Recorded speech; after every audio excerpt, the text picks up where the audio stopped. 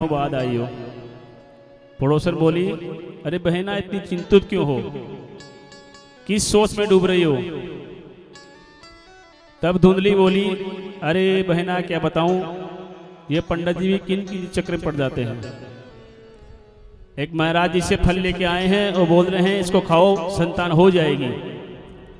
बोले तुमने सुना है कि आज तक फल खाने से संतान होती है। बोले बहना सुना तो नहीं है, एक बात जरूर है, इन संत महात्माओं की वाणी में और आशीर्वाद में जिनको इनका आशीर्वाद मिल गया वो फल अवश्य प्राप्त कर लेता है। और ये मेरा मानना है कि किसी संत महात्मा ने अगर फल दिया है तो तू इसको पा ले, इसको खा ले, तेरे संतान जरूर होगी। बोले अच्छे बहना तू कहती है तो मैं फल पा ही लेती हूँ। अब धुंधली कह रही है पड़ोसन से कि मैं फल पा ही लेती हूँ। तो धुंधली बोली, बहना तू मोको एक बात बता, मैंने सुना है गर्भवती महिला ज्यादा दौड़ नहीं सकती। तो पड़ोसन बोली, अरे बहना तू को कौन सी दौड़ लगानी है, तू तो फल खा ले। बोले नहीं नहीं, दौड़ तो लगानी पड़ सकती है। बोले कैसे। बोले घर में आग लग गई तो दौड़ लगानी पड़ेगी या नहीं। पड़ोसन बोली, अरे बहना कोई आग वाग नहीं लगने वाली है, तू तो फल खा ले, महाराज जी का आशीर्वाद समझ के, और संतान हो जाएगी। धुंधली बोली, अच्छा बहना तू कहती है तो मैं फल खा ही लेती हूं, पर एक बात बता, गर्भवती महिला सुना है मैंने घर का काम ज्यादा नहीं कर सकती। तो पड़ोसन बोली, अरे कोई बात नहीं बहना, तू अपनी ननद को बुला लियो, ननद तेरा घर का सारा काम कर देगी।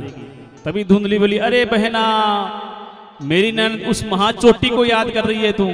ना ना ना ना, मैं बुलाने वाली नहीं, अगर वो मेरे घर में आ गई तो मेरा तो घर ही साफ कर जाएगी, इसलिए ननद का नाम तो लेना ही नहीं। अब यही समस्या है इस संसार में, ननद हो जाएगा, उसकी हो जाए उसकी ननद। बोले ननद का नाम तो लेना ही नहीं, अगर वो मेरे घर में आ गई तो पूरा घर ही साफ कर जाएगी। पड़ोसन बोली, कोई बात नहीं, तू रहने दे, तू तो भगवान का आशीर्वाद मानकर इस फल को खा ले, तेरी संतान हो जाएगी। धुंधली बोली, अच्छा बहना तो कहती तो पा ही लेती हूँ, पर एक बात था, मैंने सुना है कि सुखदेव जी महाराज अपनी माँ के गर्भ में 12 वर्ष तक रहे, क्या यह सच है। तब पड़ोसन बोली, बहना सुना तो मैंने भी है कि गर्भ में 12 वर्ष तक सुखदेव जी रहे। इतना सुनते ही धुंधली बोली, हे भगवान ऐसा पाप तो मैं कभी नहीं करूंगी। 12 वर्ष तक अगर मेरी गर्भ में वो संतान रहेगी तो फिर मैं क्या करूंगा, मैं तो जीते ही मर जाऊंगी। नहीं नहीं, मैं फल नहीं खाऊंगी। पड़ोसन समझा के परेशान हो गई और अपने घर चले गई। इतनी देर में ही धुंधली की बहन आ गई, छोटी बहन। अरे बोले आओ बहना आओ, आज काफी दिनों बाद आई हो। बोले क्या सोचे पढ़ रही हो। अरे बहना बोले सोच वोच कुछ नहीं रहे, आज पंडित जी जंगल में निकले थे और एक फल लेके आए हैं। बोले किसी अच्छे संत महात्मा ने दिया है, यह फल तुम पालो, तुम्हारे संतान हो जाएगी। अब तू बता बहना, बोले फल खाने से कोई संतान होती है क्या, तूने सुना है। बोले नहीं सुना। छोटी बहन यही चाहती थी कि उसके कभी संतान ना हो और ये मेरे ही पुत्र को गोद ले, और पंडित जी का जितना धन दौलत है वो मेरा ही हो जावे। तब छोटी बहन ने कहा, अरे बहना इन बातों में कुछ नहीं है, ये सब बकवास बातें हैं। तू एक काम कर, मेरे जब संतान होगी तो मैं मेरा पुत्र तुम्हें दे दूंगी, और रही बात फल की तो फल अपनी गैया को खिला देना। काफी दिनों से उसके भी बछड़ा बछड़ी नहीं हो रहे हैं, तो फल की परीक्षा भी हो जाएगी। धुंधली ने कहा, अरे वाह बहना, तूने तो सारी समस्या का समाधान 1 मिनट में ही कर दिया। धुंधली प्रसन्न हो गई और फल अपनी गैया को खिला दिया। समय बीतता गया, धुंधली अपना पेट फुलाने लगी, पंडित जी से झूठा नाटक करने लगी। आस पड़ोस के जो लोग थे वो भी देखने लगे कि धुंधली के संतान होने वाली है। समय आया जब छोटी बहन की संतान हुई तो रात के समय में छोटी बहन ने अपना पुत्र धुंधली को लाके दे दिया और सुबह प्रातः हुई तब धुंधली ने अपना पुत्र बताया। यह सुनकर पंडित जी बड़े प्रसन्न हुए और उसके 3 महीने बाद जिस गैया को फल खिलाया था उसके भी एक संतान हो गई, केवल कान मात्र गाय जैसे, बाकी मानव पुरुष ही था और सर्वांग सुंदर, बहुत सुंदर बच्चा, केवल कान गाय जैसे, बाकी मानव ही था। पंडित जी के घर में पड़ोसी बधाई देने के लिए आते हैं, बधाइयां चल रही है। दोनों पुत्रों का नामकरण हुआ। पहले पुत्र का कान गाय जैसे थे इसलिए उसका नाम गोकर्ण रखा गया। दूसरे पुत्र का नाम होने ही वाला था तो धुंधली बोली, महाराज रुकिए, 9 महीने मैंने अपने पुत्र को गर्भ में मैंने रखा है, पर सब पीड़ा मैंने सही है, तो नाम भी मैं ही रखूंगी। बोले ठीक है भाई। धुंधली बोली, मेरा नाम धुंधली तो मेरा पुत्र का नाम धुंधकारी होना चाहिए। आज से मेरे पुत्र का नाम धुंधकारी होना चाहिए। दोनों का नामकरण हुआ और दोनों ने ख्याति प्राप्त करी, एक विख्यात दूसरा कुख्यात। गोकर्ण जी जिधर से निकल जाए लोग चरणों में पड़े, प्रणाम करने के लिए दौड़े, और धुंधकारी जिधर से निकल जाए लोग अपने घर में घुस जाए। इतना दुष्ट, इतना दुराचारी धुंधकारी, घर के सारे बर्तन बेच डाले, रोज पंडित जी को मारे, रोज माता जी को पीटे। समय बीतता गया, पंडित जी बड़े दुखी होते गए और पंडित जी इतने दुखी हो गए, आत्मदेव जी, उन्होंने विचार किया इससे अच्छा तो मरना ही ठीक है। मरने के लिए जंगल में निकल पड़े। पहले भी आए थे। बोले क्यों? बोले संतान नहीं थी। बोले अब क्यों आए? बोले संतान क्यों है?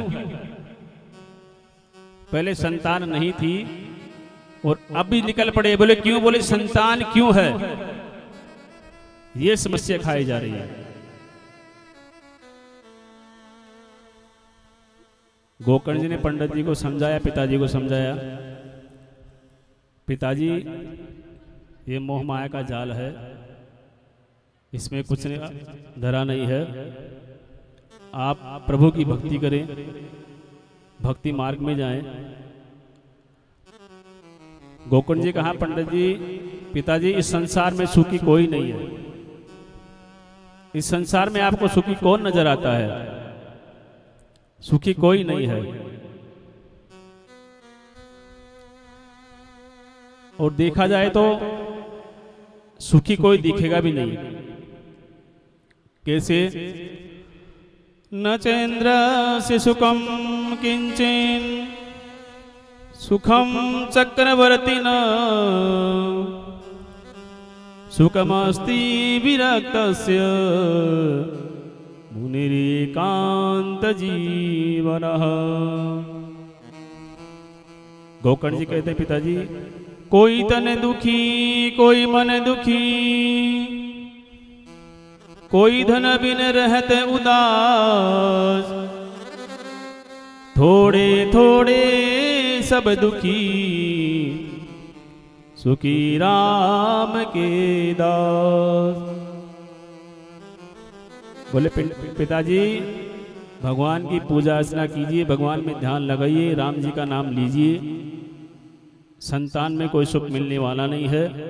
केवल और केवल प्रभु भक्ति में ही सुख मिलने वाला है। आप केवल प्रभु में ही मन लगाइए, प्रभु की भक्ति कीजिए। तो इतना सुनते ही आत्मदेव जी जंगल में निकल पड़े पुनः केवल और केवल भक्ति मार्ग के लिए। आत्मदेव जी भक्ति मार्ग में लग गए। कुछ समय बाद धुंधकारी एक दिन घर पे आया और अपनी माता से बोला, माता जी पिताजी का छिपा हुआ धन बताओ,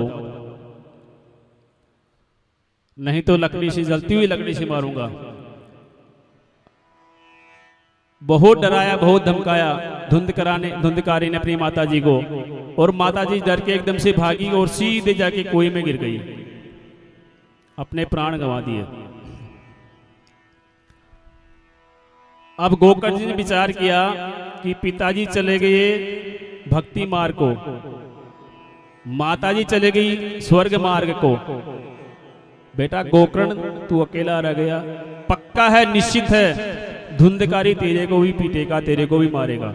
अब नंबर तेरा पक्का है। एक दिन ब्रह्म मुहूर्त था, सुबह सुबह का मुहूर्त, 4 बज रहे थे। गोकर्ण जी ने धीरे से धुंधकारी को बोला, भैया हम 4 धाम की यात्रा करना चाहते हैं, आप कहो तो चला जाए। बोले जाओ। गोकर्ण जी उसी समय 4 धाम की यात्रा के लिए निकल पड़े। अब धुंधकारी घर में केवल और केवल अकेला ही रह गया।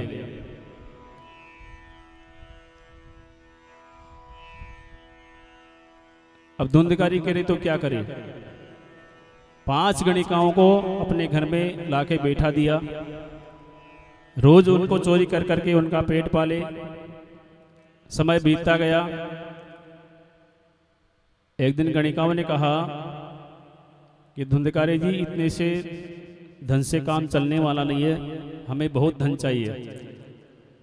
तो धुंधकारी ने राजा के यहाँ चोरी करी। कुछ समय बाद गणिकाओं ने विचार किया कि राजा इसके साथ साथ अपने को भी खत्म करेगा, तो क्यों न इस धुंधकारी को ही समाप्त कर दिया जाए। रात का समय था। एक दिन 5 गणिकाओं ने मिलकर उसी शयन कक्ष में धुंधकारी का गला दबा दिया और वहीं उसको गाड़ दिया, और 5 गणिकाएं वहां से रफूचक्कर हो गई। जब इस बात का पता गोकर्ण जी को चला, तो गोकर्ण जी ने गैया में धुंधकारी के लिए पिंडदान करवाया, 100 पिंडदान करवाए। फिर भी धुंधकारी की मोक्ष ना हो सकी। धुंधकारी एकदम प्रेत बन गया, पक्का प्रेत। धुंधकारी की मोक्ष ना हो सकी। तब गोकर्ण जी घर को आए, तो गोकर्ण जी रात के समय अपने शयन कक्ष में सो रहे थे। तो धुंधकारी कभी इधर दिखे, कभी इधर दिखे, कभी रोता नजर आए। तब धुंधकारी करे तो क्या करे। तब गोकर्ण जी ने कहा, भैया भी जाओ, सुबह देखेंगे। जब प्रातःकाल हुआ तो गोकर्ण जी ने संतों से पूछा, विद्वानों से पूछा, लेकिन कोई भी मोक्ष का उपाय न बता सका। किसी के पास धुंधकारी का मोक्ष का उपाय नहीं है, विद्वानों के पास भी नहीं है, संतों के पास भी नहीं है।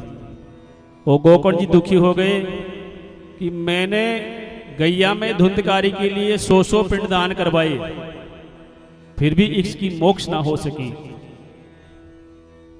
संतों से बात करी गई, मोक्ष का कोई उपाय नहीं बताया। विद्वानों से बात करी, मोक्ष का कोई उपाय नहीं बताया। तो फिर धुंधकारी की मोक्ष कैसी होगी, इसको संतुष्टि कैसे मिलेगी। उसी समय श्री सूर्यदेव जी बोल उठे, श्रीमद्भागवतम्